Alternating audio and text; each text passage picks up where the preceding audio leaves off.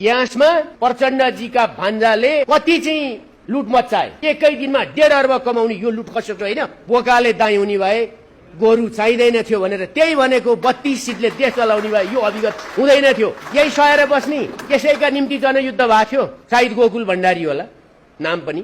खुलम खुला नेपाल ग्यासमा पहिला स्टक गर्ने हजारौं टन, त्यसपछि भोलिपल्ट अघिल्लो दिन मामा भान्जाले स्टक राख्ने, अर्डर बाहिरबाट धेरै लिएर आउने, कम्पनीलाई खण्डीकृत गर्ने, नेपालगञ्जमा एउटा डिपो राख्ने, महोत्तरीमा अर्को डिपो राख्ने, अनि काठमाडौँमा अर्को डिपो राख्ने, बढी लिएर आउने, कन्जम्सन भएको देखाउने, त्यसपछि भोलिपल्ट मामाले मूल्य वृद्धि गर्ने मजासित प्रति सिलिन्डर 125 रुपियाँका दरले एकै दिनमा 1.5 अर्ब कमाउने यो लुट खसोट होइन।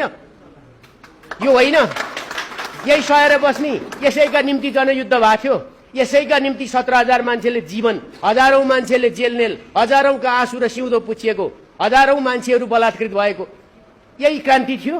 पटपेटीका छातेर मेयर भएकी रेणुको आफ्नै मुखबाट यो सुन्नु। गौतम बुद्ध क्रिकेट रङ्गशाला पनि मानवको बजेट होइन, सिटी हल पनि मानवको बजेट होइन, नारायण तर्पण पनि मानवको बजेट होइन। अघि सरले भन्नु महानगरपालिकाको रिङ रोड देशकै सबभन्दा ठुलो रिङ रोड भनेको छ, त्यो पनि संघीय सडक बनेको छ। र 5 वर्षमा करिब 30 अर्ब बजेट चितवन भरतपुर महानगरपालिकालाई जाँदा धेरै जसो संरचना प्रदेशकै बजेटबाट खर्च हुन्छ भने भरतपुरमा पठाइएको करिब 30 अर्ब कहाँ खर्च भयो? त्यो प्रश्न जनताले सोध्ने कि नसोध्ने, त्यो हिसाब जनतालाई देखाउने कि नदेखाउने?